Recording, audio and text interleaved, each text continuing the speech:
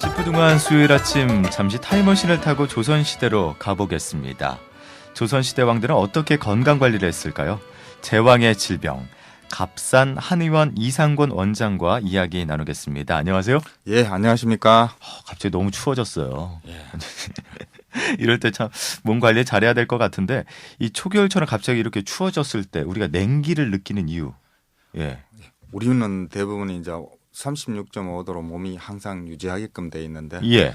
여름에 같은 경우에는 우리 몸이 에어컨을 틀어서 36.5도를 유지를 하고 그렇죠. 겨울 같은 경우는 우리가 따뜻한 보일러를 틀어서 36.5도를 유지하게 돼 있습니다. 예. 특히 이제 갑자기 추워지면 우리가 보일러를 틀게 되면 금방 방이 데워지지 않듯이 우리 몸이 갑자기 데워지지를 않거든요. 그래서 허약한 사람이라든지 노인이라든지 아니면 여성들의 경우에는 체온 조절에 많은 어려움을 겪게 돼 있습니다. 예. 특히 여성들의 경우에는 자궁 속에 혈액을 간직하고 있기 때문에 우리가 추워지면 물이 굳어지거나 아니면 얼듯이 몸 자체가 차가워지고 굳어지기 때문에 손발이 차가워진다든지 소화가 잘 안 된다든지 뼈마디가 쑤시고 차갑게 굳어진다든지 이런 질환들을 많이 느끼게 되는 그런 신진대사의 이상을 느끼게 돼 있습니다. 젊은 저 같은 남자한테는 이런 냉기가 어떤 영향을 건강상으로 미칠까요? 대부분 이제 가장 대표적인 질환들이 감기죠. 예. 감기 같은 경우에는 이제 본래 영어로도 캐치 콜드고 우리 한방의 어떤 이름으로도 상한이라고 해서 차가움에 상했다는 그런 공통적인 특징이 있기 때문에 감기를 느끼는 경우가 제일 많고 그것 말고도 우리가 관절 질환들 같은 경우에는 뼈마디가 차갑고 오그러들면서 가동 면적이 줄어들거나 아니면 아프게 되는 그런 경우가 많고 예. 소화 기능에도 문제를 많이 안게 됩니다. 소화를 우리는 소화 기능이라고 보통 이야기하는데 한방에는 부숙 수곡이라 그러거든요. 예. 부라는 것은 삭힌다는 것이고 숙은 찐다는 것이니까 그렇죠. 우리 몸에서 찌고 삭히는 그런 온기 자체가 줄어들게 되면 설사를 하거나 소화불량이 생기거나 얹히는 등 이런 많은 질환을 안게 되고요. 고혈압 같은 경우에도 갑자기 추워지면 혈관이 수축되어서 중풍이 온다든지 뇌혈관이 막힌다든지 이런 어려움을 겪게 되는 다양한 질병들이 나타나게 됩니다. 그럼 여기서 또 중요한 질문을 드려야 되겠죠. 네. 이 조선시대 왕들은 과연 이 냉기를 극복하기 위해서 어떤 특별한 처방을 받거나 행동을 했던 분이 계실까요? 대표적인 경우가 예. 조선에서 가장 오랫동안 장수하셨던 영조대왕이죠. 영조대왕. 83세까지 사셨는데 어릴 때는 복통이라든지 소화불량 때문에 굉장히 고생을 많이 하셨거든요. 그래서 차가운 자리에 앉거나 아니면 차가운 음식만 먹어도 복통 설사를 하셨기 때문에 굉장히 냉기 때문에 고생을 많이 하셨는데 예.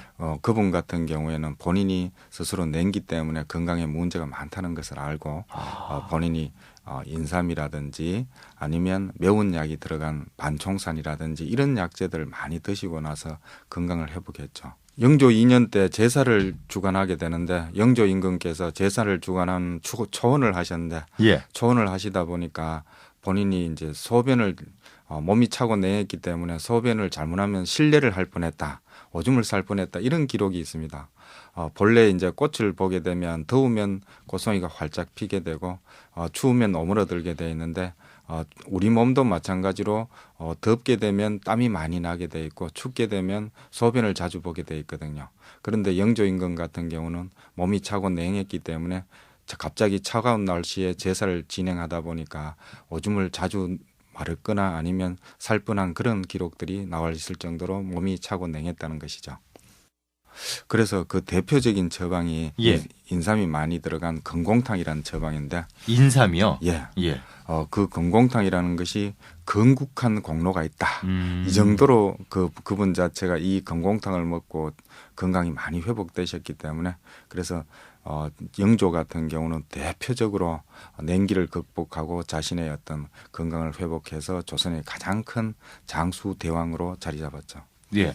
근데 인삼하면은 보통 몸이 맞는 분들도 계시겠지만 원래 몸이 좀 뜨거운 분들한테는 음식이 맞지 않지 않을까요? 그렇죠. 모든 약품들은 이제 자기를 위해서 태어났지 인간을 위해서 태어난 게 아니거든요.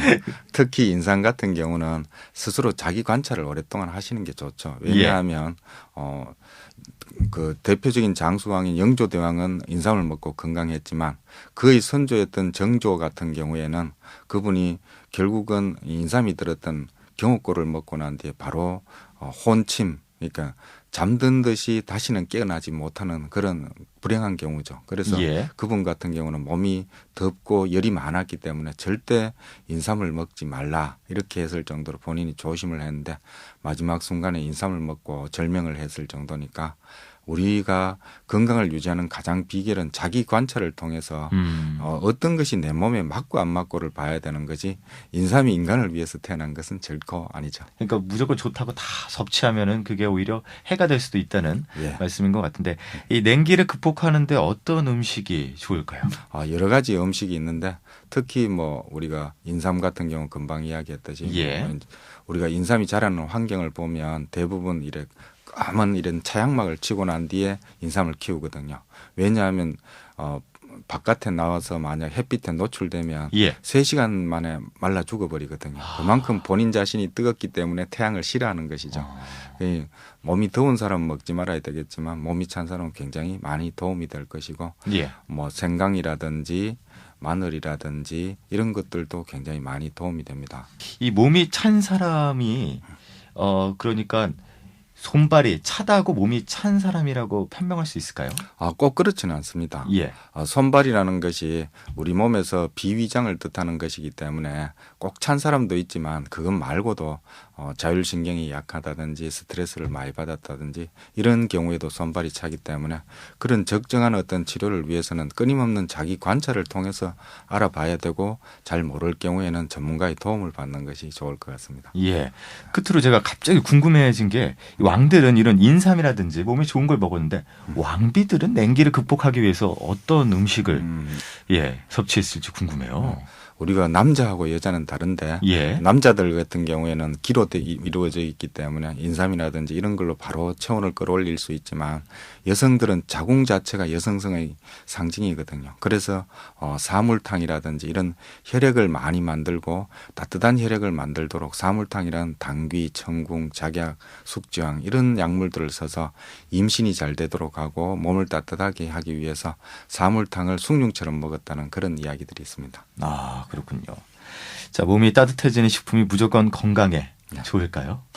그렇진 않죠. 네. 우리 몸은 36.5도로 이루어져 있기 때문에 너무 높은 것도 싫어하고 너무 낮은 것도 싫어하거든요. 예. 특히 체온을 1도씩 올리면 우리 몸에서 사실은 에너지의 20%가 빨리 소모되기 때문에 되도록이면 온도를 적절하게 유지하는 것이 핵심이지 너무 높은 것도 해가 되고 너무 낮은 것도 해가 된다. 이런 걸 명심하시고 항상 체온 조절에 유의를 하시면 건강에 많은 도움이 될 것 같습니다. 네. 그럼 이렇게 갑자기 추워졌을 때 이 냉기가 느껴질 때 우리가 어떻게 대처를 해야 될까요? 제일 좋은 것은 몸을 따뜻하게 하는 옷을 입는 것이고 그거 말고도 이제 따뜻한 물을 먹는다든지 아니면 배꼽에 팩을 붙인다든지 이렇게 하는 것이 좋은 방법일 것 같고 그것 말고도 춥다고 너무 오그려 있으면 몸이 더 굳어지면서 냉기에 몸이 굉장히 안 좋아질 수 있기 때문에 많이 걷고 움직이면서 운동을 하게 되면 체온 자체가 거의 한 20% 가까이 더 올라가거든요. 이 운동을 통해서 몸을 따뜻하게 데우는 것이 가장 중요할 것 같습니다.